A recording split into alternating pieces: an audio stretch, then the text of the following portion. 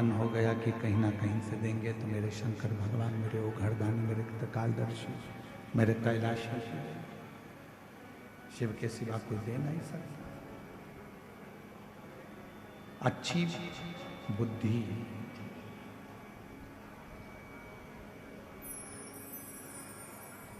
अच्छी बुद्धि, अच्छा चित्त, अच्छा व्यापार, अच्छा व्यवहार, अच्छा परिवार बिना शिव की कृपा के किसी को मिल ही नहीं सकता। संसार किसी को प्राप्त ही नहीं हो सकता। आपकी बुद्धि सही चल रही है, आपका विवेक सही है, आपके विचार सही हैं, आपका परिवार सही है, आपके व्यापार सही चल रहा है, व्यवहार सही चल रहा है, परिवार सही चल रहा है, तो समझ लेना कि मेरे देव अधिदेव महादेव की आप पर कृपा होना प्रारंभ हो गई, करुणा होना प्रारंभ।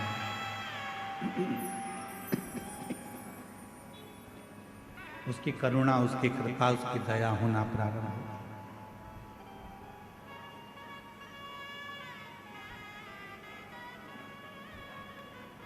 राजा बलाहक के उसी समय पर राजा बलाहक की बुद्धि में एक बात आ गई।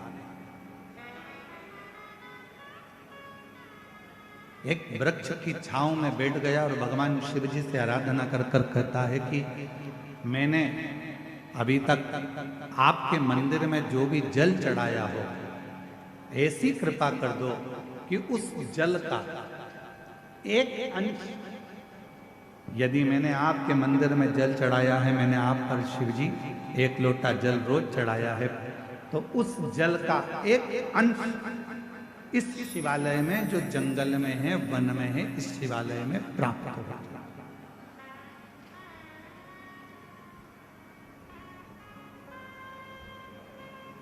और आज कहने में पीछे नहीं हटेंगे, हम सबसे एक बात जरूर कहेंगे।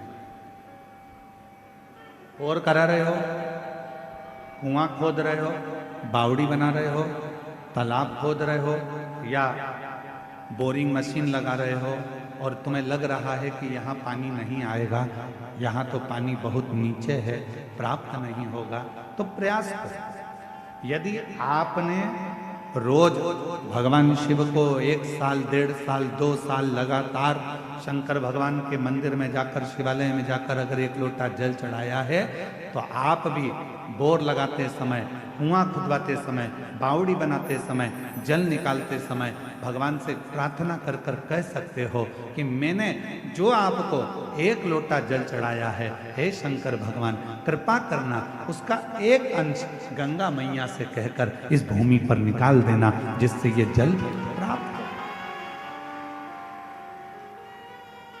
ये जल प्राप्त हो। ऐसी कृपा करो, ऐसी करुणा करो, ऐसी दया करो। आप करुणा करेंगे, आप कृपा करेंगे, आप दया करेंगे तो सब कुछ हो सकता है। आप कृपा करो, आप दया करो, आप कृपा।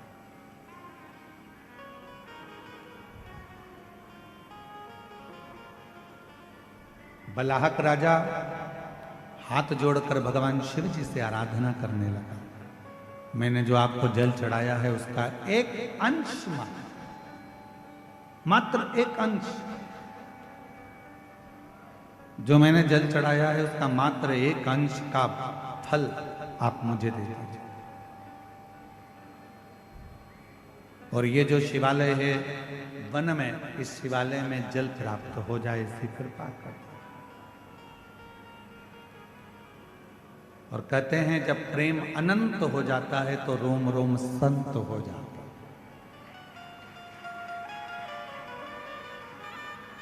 प्रेम की अनंतता में संत का भाव है।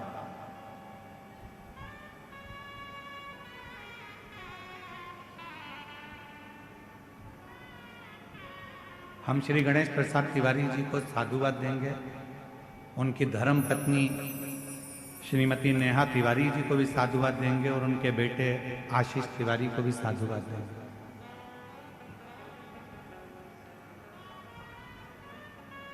कितने लोग कवर्धा में रहते होंगे, कितने बड़े बड़े सेठ रहते होंगे, कितने बड़े बड़े धनपति करोड़पति रहते होंगे, पर हर वर्ष, साल 2 साल में, प्रति वर्ष दुनिया के लोग किटी पार्टी में, शॉपिंग में, पार्टी मनाने में, शादी की सालगिरह में दुनिया का खर्चा करते हैं। पर मैं गणेश तिवारी जी को, गणेश प्रसाद तिवारी जी को और उनके परिवार को धन्यवाद देता हूं कि कम से कम साल भर, 2 साल में आप एक यज्ञ अनुष्ठान, कथा, सत्संग कराकर ना जाने कितने जीवों का कल्याण कर देते हैं।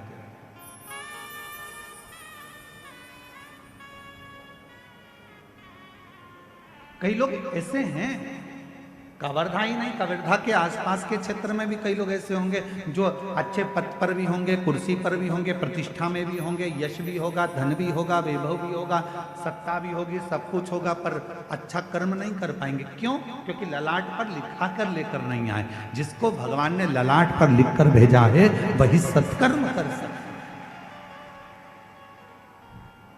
वही श्रेष्ठ कर्म कर सकता।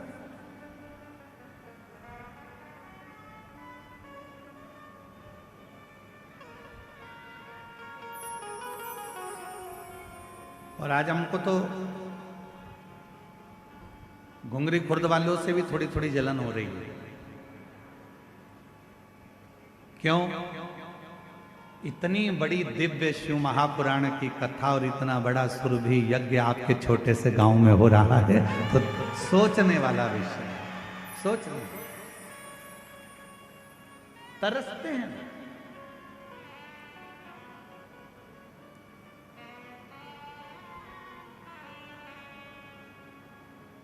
कई कवर्धा वाले तो सोच में पड़े होंगे, कहाँ जा रहे हो? कथा में जा रहे हैं घुंगरी खुर्द। अच्छा, हाँ, पर हमने तो सुना है कि पार्किंग बहुत दूर है, हमने तो सुना है कि पैदल बहुत चलना पड़ता है।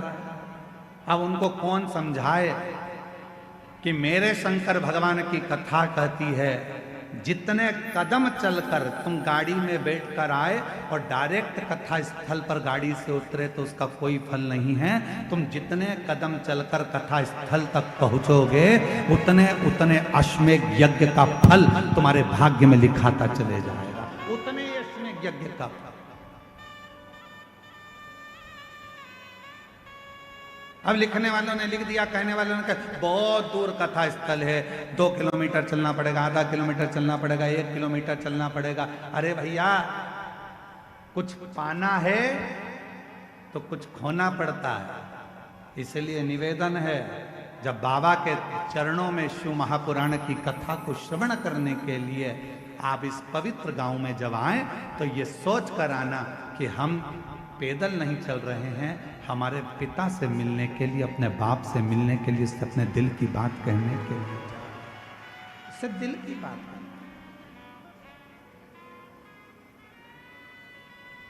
अब कोई कहे कि वहां पर टेंट लगा है, पूरा टेंट भरा पड़ा हुआ है, जगह नहीं है बैठने की, तो खुश हो। अरे प्रसन्न होइए। 4 दिन के अंदर अगर किसी के घर में शादी पक्की हो जाए तो 50 लोगों की शादी करने के लिए पसीने छूट जाते हैं, और 4 दिन में ये कथा पक्की हुई और 4 दिन के अंदर ये कथा का रिश्ता हुआ। हम तो श्री गणेश प्रसाद तिवारी जी आपको धन्यवाद देते हैं। 4 दिन में इतनी व्यवस्था करने के लिए अच्छे अच्छे के पसीने छूट जाते हैं महाराज, कि पंडाल लगाना है, स्टेज बनाना है, व्यवस्था करना है, महाराज आएंगे, जनता आएगी। और साथ में मैं गणेश प्रसाद तिवारी जी आपको धन्यवाद देता हूं कि आपके यहाँ के कलेक्टर महोदय को, यहाँ के एसपी महोदय को, यहाँ के एसएसपी, आईजी, कमिश्नर और यहाँ के तहसीलदार, यहाँ के टीआई, यहाँ के एक एक जितने पुलिस ऑफिसर हैं, मैं सबको साधुवाद देता हूँ। यहाँ के एसडीएम हो, चाहे कोई भी पदाधिकारी गण हो, जिन्होंने इतने कम समय में इतनी सुंदर व्यवस्था जमाई है, उसके लिए पूरी प्रशासन को साधुवाद, पूरी प्रशासन। सहज है क्या शिव पुराण की कथा? आज तो कथा का दूसरा दिन है, और बाउंड्री पार गेंद है।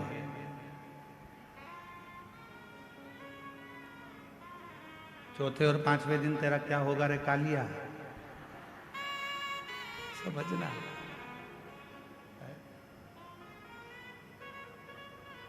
जानना पड़ेगा, सरल नहीं है शिव भक्ति। थोड़ा तपना पड़ेगा, साधना पड़ेगा, स्मरण करना पड़ेगा, उसके चरणों में बैठना पड़ेगा, उसके सामने जाकर उसके पंडाल में बैठकर जब हम उससे अपने दिल की बात कहेंगे तो वो सुनेगा। सरल।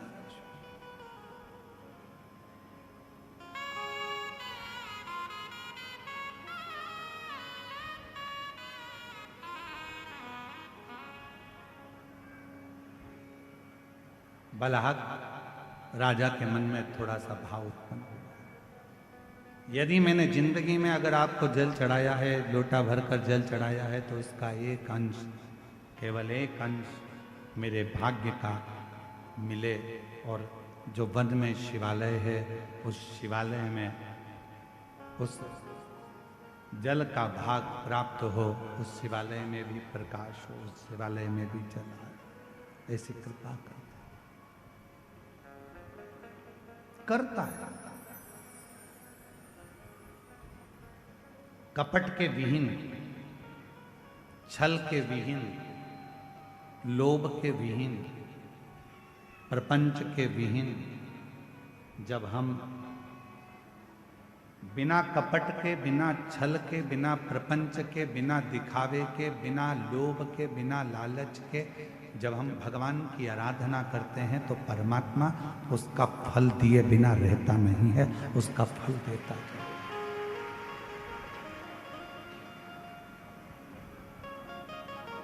जैसे प्यार और उधार दो चीजें हैं। जम के बोलो, क्या क्या? जम के बोलो। पहले नंबर पर प्यार और दूसरे नंबर पर उधार। बोलो जम के, क्या क्या चीज? आवाज नहीं आई, जम के बोलो।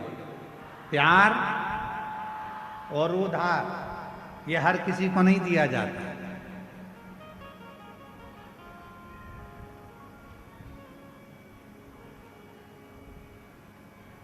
प्यार भी हर किसी को नहीं दिया जाता और उधार भी हर किसी को नहीं दिया जाता।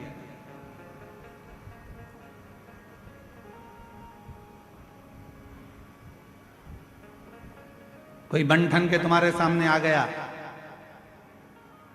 अपना नाम चेंज कर कर आ गया, था कुछ नाम, रख लिया दूसरा नाम, देख लिया उसने कि यह बड़ी धर्मात्मा है, बस इसी के धर्म को तोड़ना है, और अपना रूप बदल लिया उसने।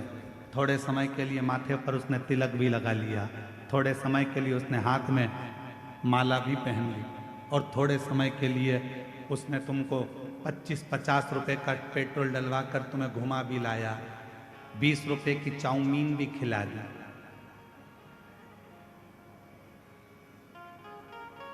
और तुमने उसको प्यार दे दिया।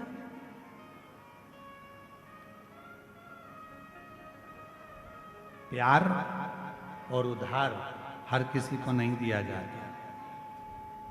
आप में से कितने लोग हैं कि रायपुर से कोई व्यक्ति तुम्हारे पास में आया और तुमने कहा भैया जरा मुझे 5 लाख की जरूरत है, दे देना जरा।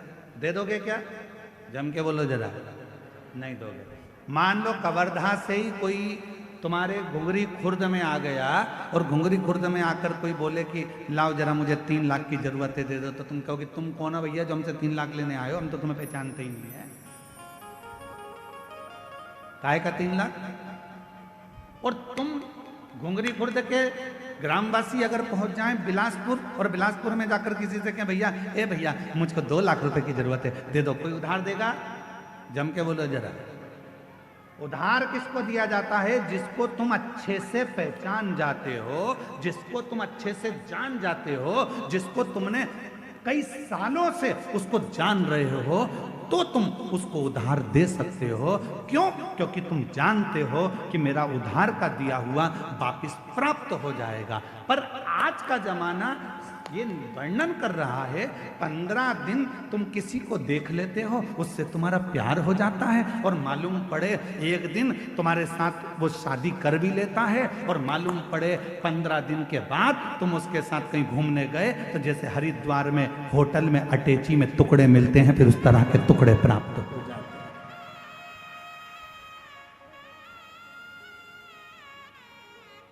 उधार देने से पहले हमने देखा कि कितना समय पुराना है, कौन है, हम इसको इतने साल से जानते हैं, हम इतने साल से पहचानते हैं, तब हमने उसको उधार दिया कि हमारा उधार प्राप्त हो जाएगा। उधार भी 50 बार सोच कर दिया जाता है, और प्यार भी 50 बार सोच कर दिया जाता है। ये हर किसी को नहीं दिया जाता जो तुम्हारे टुकड़े कर कर कहीं फ्रिज में भर देता है। हर किसी के लिए उधार भी नहीं है, हर किसी के लिए प्यार भी नहीं।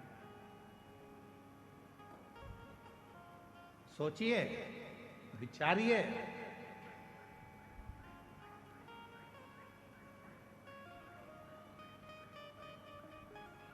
और थोड़े दिन के बाद मालूम पड़ा कि ये तो जिससे मैंने स्नेह करा, जिससे मैंने प्रेम करा, ये तो हमारा धर्म का ही नहीं है, सनातनी ही नहीं है।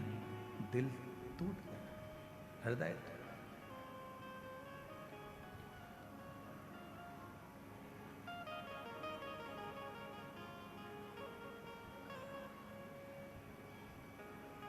आपको मालूम है छत्तीसगढ़ की भूमि,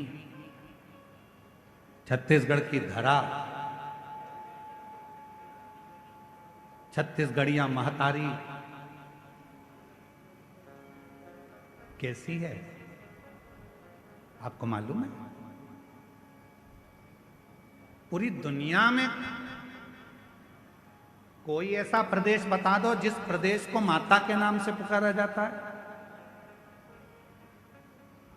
महतारी के नाम से पुकारा जाता है। पूरी दुनिया में कोई ऐसा प्रदेश नहीं है जिसको महतारी कहा गया हो। पूरी दुनिया में ऐसा कोई प्रदेश नहीं है जिसको माता कहा गया हो। पूरी दुनिया में कोई ऐसा प्रदेश नहीं है जिसको माँ का संबोधन दिया गया हो। पूरी दुनिया में केवल एक छत्तीसगढ़ महतारी है जिसको माता का संबोधन दिया गया, जिसको माता का संबोधन दिया। क्यों? क्योंकि माता का स्वभाव क्या होता है, माता का स्वभाव क्या है, माँ का स्वभाव क्या है, माँ का क्या स्वभाव होता है। उसके अगर 4 बेटे हैं तो उसके लिए चारों बेटे बराबर होते हैं। माँ का स्वभाव ये होता है कि माँ अपने चारों बच्चों को बराबर का दूध पिलाती है, माँ अपने चारों बच्चों को बराबर का प्रेम करती है, माँ अपने चारों बच्चों को सम रखती है। इसलिए छत्तीसगढ़िया महतारी, छत्तीसगढ़ ये जो माँ है, छत्तीसगढ़ की पवित्र भूमि, यहाँ पर ब्राह्मण हो, क्षत्रिय हो, वैश्य हो, शूद्र हो, ये चारों उस माँ की औलाद हैं, और चारों को प्रेम मेरी माँ हमेशा करती है। यहाँ जो आया, छत्तीसगढ़ की भूमि पर जो आया, मेरी माता ने उसको प्रेम दिया, मेरी माता ने उसको स्नेह दिया।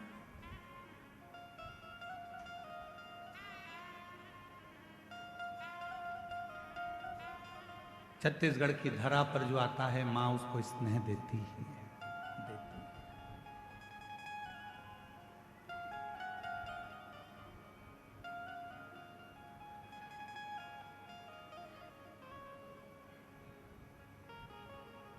यहाँ बड़े से बड़ा राजनेता भी आएगा तो एक पल आकर जरूर कहेगा कि हमको जो मिला छत्तीसगढ़ की भूमि से मिला। यहाँ बड़े से बड़ा अगर अधिकारी भी आएगा तो कहेगा ये छत्तीसगढ़ की भूमि ने मुझको दिया है, क्योंकि ये प्रेम देते हैं, स्नेह देते हैं, समर्पण देते हैं।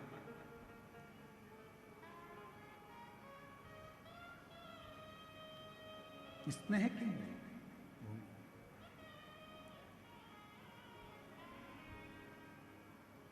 शिव कथा कह रही है, शंकर भगवान की कथा कह रही है, आपको ईश्वर को नहीं ढूंढना है, ईश्वर आपको ढूंढता है। कल कथा में कहा था, एक लोटा जल चढ़ाने वाले को परमात्मा ढूंढ लेता, ढूंढ लेता। शिव की आराधना करने वाले को परमात्मा ढूंढ ले। एक पत्र है, अच्छा है।